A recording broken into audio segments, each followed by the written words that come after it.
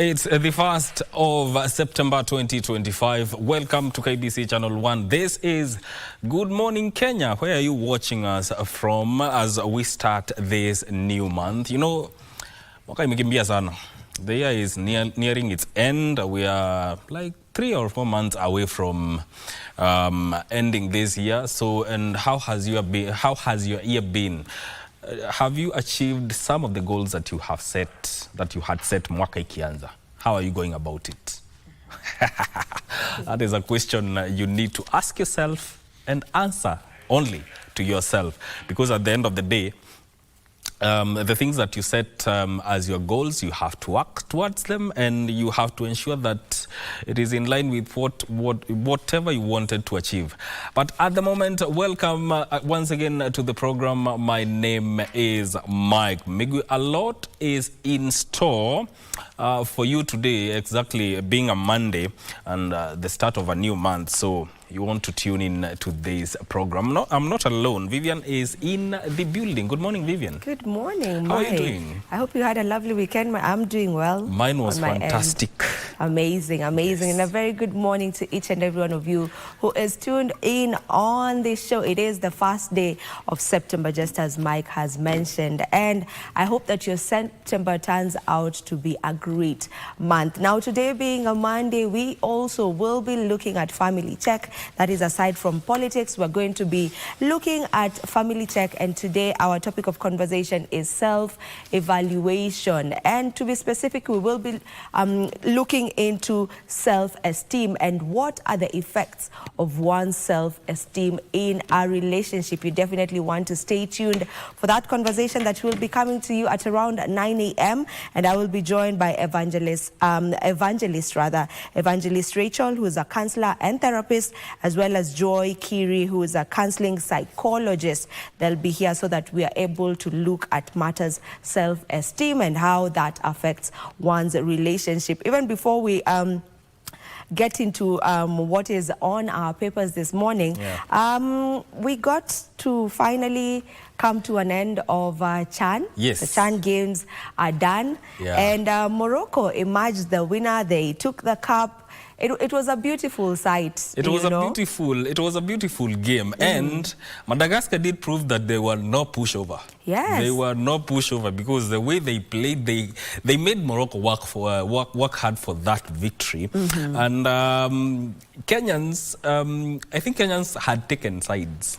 And they were supporting most of the fans in the stadium, and outside were supporting Morocco. Maybe because Madagascar bundled us out of the competition. Yes, and then you know, with the banters that have been going online also, the enemy of your enemy is your friend.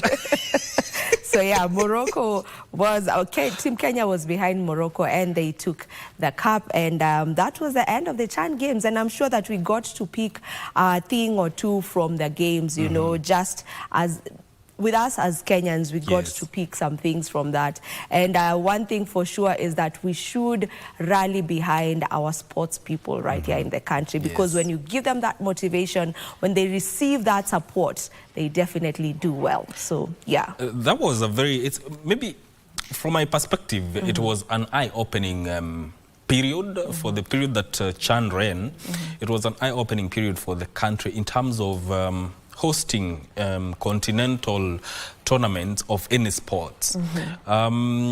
We've seen our facilities improve by far. Absolutely. And others are coming up. Meaning in future, we stand a chance of hosting another continental tournament and actually seeing our sportsmen and women doing what they do best, putting our flag, raising our flag higher than anyone would imagine. Yesterday also, Eliud Kipchoge was participating in a marathon in Sydney, and he finished 9th. But one thing you have to give it to him is his resilience. He's very resilient in terms of his sport and what he stands for. Absolutely. So also, that is one of the ways that Kenya is being put on the map in terms of sports.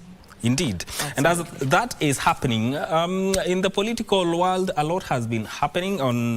We saw over the weekend that Eric Mutai survived an impeachment. That was, he put up a spirited fight in Senate, and he survived the impeachment. And also, over 70 signatures have been collected out of 123 members of County Assembly in Nairobi to initiate a motion of impeachment against Nairobi Governor, that is Johnson Sakaja. Also yesterday, the President said that the e-procurement system is unstoppable, and anyone who is against it should just go find another job, because this is something that his government is committed to achieving. And he was speaking yesterday. And also, Council of Governors now are convening today an emergency meeting on the issue of hiring over 7,000 medics, and also matters to do with e-procurement system, which they say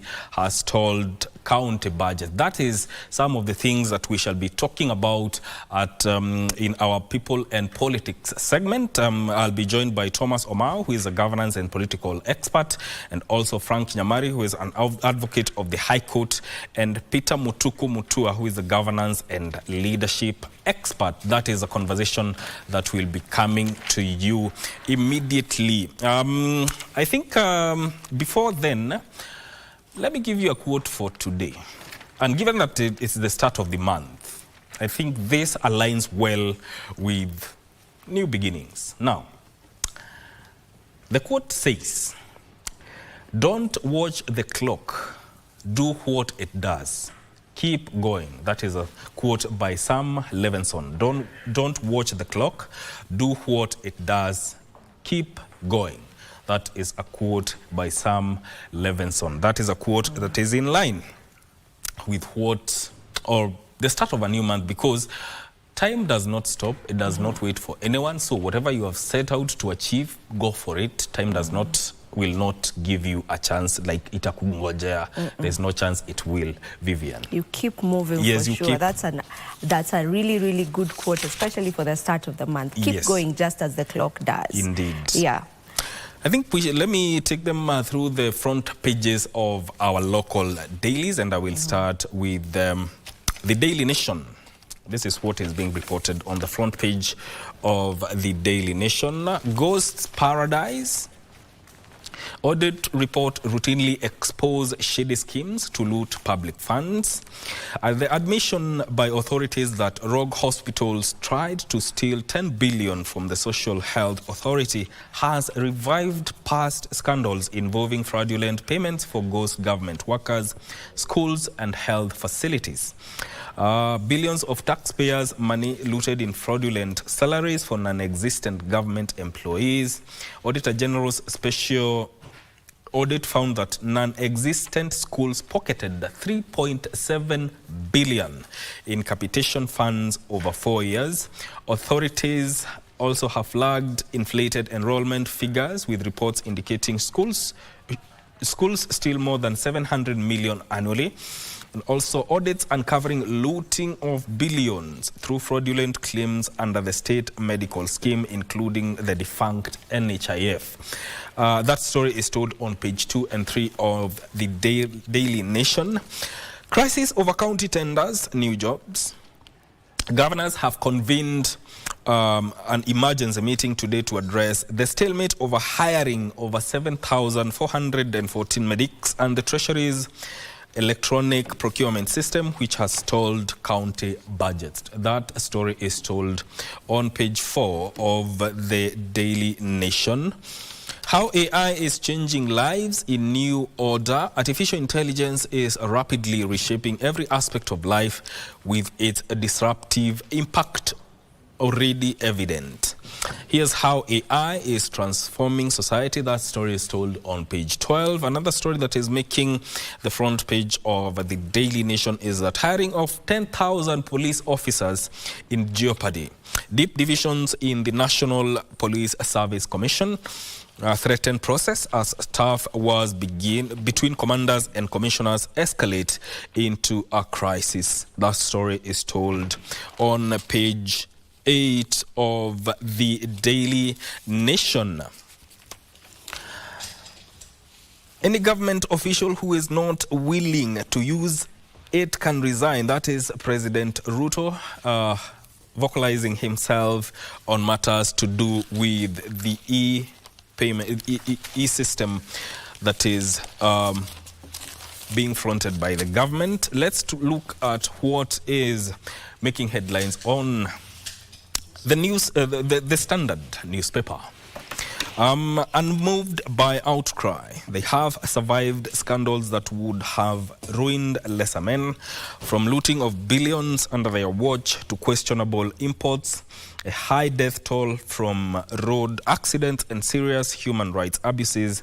But Aden Duale, Davis Chirchir and Kipchumba Murkomen remain untouchable, shielded not by performance but by their unbreakable bond with President William Ruto. In Ruto's inner circle, survival is not about service, it is about loyalty, and scandal is merely the cost of doing business. That story is told on page 4 and 5 of the Standard newspaper. Broad-based at 1.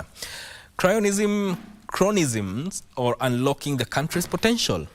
1 year since the opposition leader Raila Odinga joined government, opinion is still divided. Was it an easy way to power, or has the union stabilized the country and made the lives of Kenyans better? That is a very pertinent question. That story, you read it on page 6. That is what is captured on the front page of the Standard newspaper. Let's look at what is making headlines on the front page of the Star newspaper. This is what is captured. Is Citizen platform shillings 11 billion missing amid ownership mystery? Contractual documents show private firms can uninstall system at will. That story is told on page 4 and 5. Ruto insists SHA fraudsters must be prosecuted. Another story that is making the headline on the front page of the Star newspaper is that tourism guru calls for open borders to attract visitors. A distinguished tourism executive with over 25 years in leadership, transforming Uganda's tourism landscape and advancing conservation initiative in Africa, Lily Ajarova, fell in love with nature when she was 5 years old and inspired by her father, who was at the time a surgeon and naturalist. Read that story on page 6 of the Star newspaper. And also, another story that is making headline is Biobank inside Kemri's new DNA library for Kenyan tribes.